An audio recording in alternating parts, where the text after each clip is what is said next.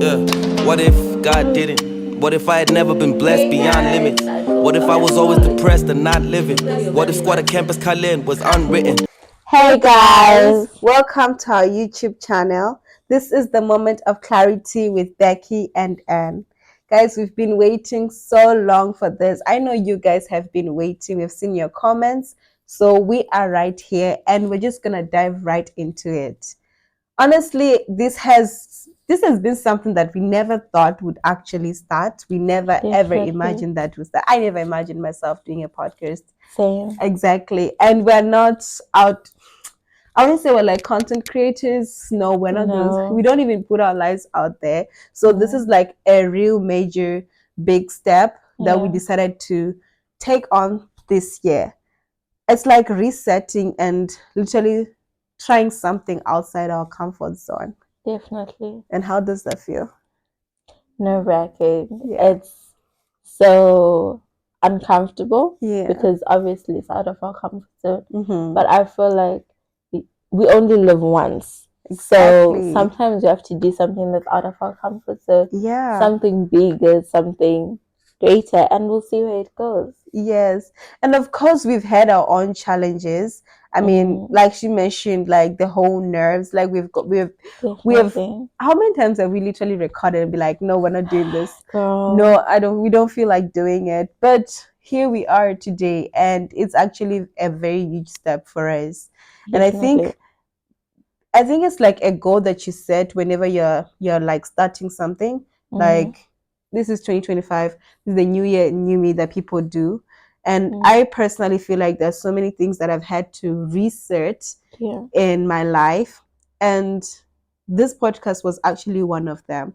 And it does include us stepping out of our comfort zone, me trying to literally try new things, I guess. Yeah. If I can put it that way. And I don't know, but like what, aside from the podcast, what are the things you really think are things that you've reset in your life? I think the drastic change that I've made was pursuing photography. I feel like that's the biggest thing that, besides moving to Cyprus, obviously, but recently I feel like that's the biggest change that I've made. And how's that going for you? It's good. I've been peeping your social media. I'm like, okay. It's good, but obviously when it's something new, when it's something out of your comfort zone, there's ups and downs. Yeah. There's obviously gonna be ups and downs, and especially when you're competing in an industry where there are very good people that are doing it better than you, that have been doing it for years. Yeah. I feel like one of the things that I've been struggling with is comparing, and also that thing of being a perfectionist where I want my pictures to be perfect. I want what I bring out or what I share with people to be perfect. Yeah. And you realize that when you're comparing with people that have had experience, that have been doing it for years, some of them even have better equipment, we're not at the same level. But it's one of those things where it's a stepping stone. Start with what you have, and then you grow, you build up. And always remember, I always tell myself one thing, that person that you're admiring, they definitely started from somewhere. Yeah. Exactly. Starting this podcast, I had to watch so many people that have podcasts. I literally watched so many, and I'm like, where are you guys getting all this confidence from? How are you guys able to? Where are you getting your content from? How is all this done? And for a second, it made me doubt, like, should I really do this? Yeah. Should we really go ahead with this? But then it just came to my mind, like, you know what? She started from somewhere. So I went like literally to their first videos. And you could tell there was nervousness there. There was that whole confidence mask that's like, okay, she's getting. But as I was looking at their videos, recent videos, like you can see that there's progress that's going on. So yeah, we all start from zero. And definitely, at the end of the day, it's just about your mindset, your consistency, and just focus, actually. Yeah. What about you? What's something that you've drastically changed in your life recently? For me, I think it's been wanting to get actually is the way I've built my relationship with God. Mm. I do personally feel like I was a bit distant from him, and we can make so many excuses about it and be like, no, I don't know, la la la la la la. But honestly, I think the fact that I decided to like take it very seriously, because I know that God is very serious about me. So why can't I be serious about him as well? I think it has made my life so much better, because I find myself, I'm someone that overthinks a lot. Same. I'm very anxious. I have like, yeah. So it's knowing very well that or placing God at the center of my life has actually made me feel more confident.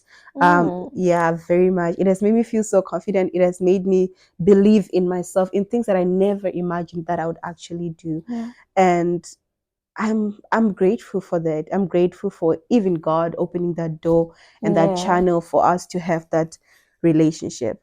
So I think resetting my pattern would be, I'm really, really excited to unveil the best version of myself. That's good. That's amazing. Yeah, I That's guess. definitely amazing. Becoming intentional with God. Exactly, yeah. And I think when you place God at the center of everything, be it your physical life, your social, your relationships, your finances, I think he is the one that literally perfects everything. Definitely, It gives you definitely. that sense of relief, in the sense that, you know what, I know that I'm loved, I know that I'm cared for. I don't really have to worry. And that's not me saying that I don't worry. I just say that I'm somebody that overthinks so many things. But because I have found so much comfort in spending time with God and being around people that are actually helping me grow day to day, it has really made my life a bit, and like actually so much easier in handling overthinking and anxiety. Did something big happen for you to decide, or did something happen for you to just decide, oh, I actually want to start being intentional with my relationship with God? Yeah, a lot happened. A lot happened. My relationship ended, and friendships also ended at the same time. So I literally found myself alone.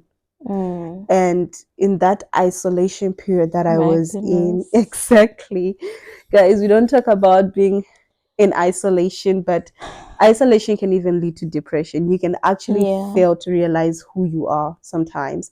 So I think being by myself, it made me seek God even more, because I didn't have anybody else I could look up to. I didn't have anybody I could call on the phone and try and explain how exactly I'm feeling. Even if I tell them, like, They don't girl, they're not understand. understanding it. So it's like, let me just talk to this man above. Yeah. I think he's the one that's going to really, I know he knows what I'm going through at the end of the day. So yeah, I think that's what really pushed me to God, actually. So I feel like there is a season of isolation where it's by choice, but there's a specific season of isolation that God can put you through. And during that season, we tend to lose relationships end, friendships. We tend to lose, even sometimes, is things that we wanted. You can lose jobs as well. There are people that lose their jobs, there are people that lose property or things that they value, especially when God is not at the center. He begins to remove everything. The Bible says God is a jealous God. So he begins to remove things that are taking away your attention from focusing on him. And it's one of the most painful seasons, but also it becomes, when you're intentional or when you realize what God is doing, it becomes one of the most uh successful seasons, in the sense of it transforms you like a whole 360, like turnaround. It's a complete turnaround. And once you go through that season, you begin to see the difference. There are certain things that start coming bigger, better. You start having better friends, you start having better property. And I don't think it's just like you start having better things. I feel like you even start wanting better for Yeah. yourself. The old habits that you were so much used to, or things that you don't fancy them anymore. You don't even want to be around those type of people anymore. Yeah. Your conversations change, your dreams change, your view of life changes. Yes. So it's like God is literally working inwardly, and now it starts showing outwardly by the time He's done working with you. And I think it's always during that process, that whole isolation process, it's also being told to let go. And most of us, we love to hold on to things. We love to hold on to relationships that don't serve us anymore. We love to hold on to friendships that don't serve us, even work careers that don't even serve us anymore. And when you're being told to let go of that, sometimes you find yourself having the difficulty in letting go. And I feel like that's when God's grace comes to show you the bigger picture. That's when God tells you, you know what, I have a whole big world for you out there. You can't just hold. It's like, I don't know, there's this video I saw, is it a picture actually, whereby you have a small teddy bear that you love so much, and God has this big teddy bear, and you're holding on to this one, and God is telling you, no, you can have this big one that you love, that it's gonna be so comfy, it's gonna be so, sweet, cute, that you can hold. It's so big. And I feel like you have to come to a point where you have to be so accepting of letting go of those things. It's not easy. Like I said, it's not easy. It's a journey, and the journey will always continue, because God is always working in those that He loves continuously. The work doesn't stop. And guys, I really want to hear your views, honestly. Like, I want to know what reset buttons have you made since the year started. For me, apart from gym, actually, this is where I talk about God working in you. I lost weight before, and then I gained my weight again. But the difference this time was that I actually loved my body in every shape, because I started to look at it like I'm a woman, and at some point in my life, I'm going to carry life, right? And I'm going to go through so many changes. Should I hate myself then, when I've actually put on like couple of pounds? Should I hate myself because I'm carrying life? No. But it's to give yourself grace in loving yourself in every shape, every form, every, I don't know, whatever it is that you are in. Loving yourself. You are wonderfully made, guys. You're beautiful and you're wonderfully made in the eyes of God. So just love yourself and fully accept the process as it goes. You said something about giving yourself grace, and I feel like that's one of the most important things.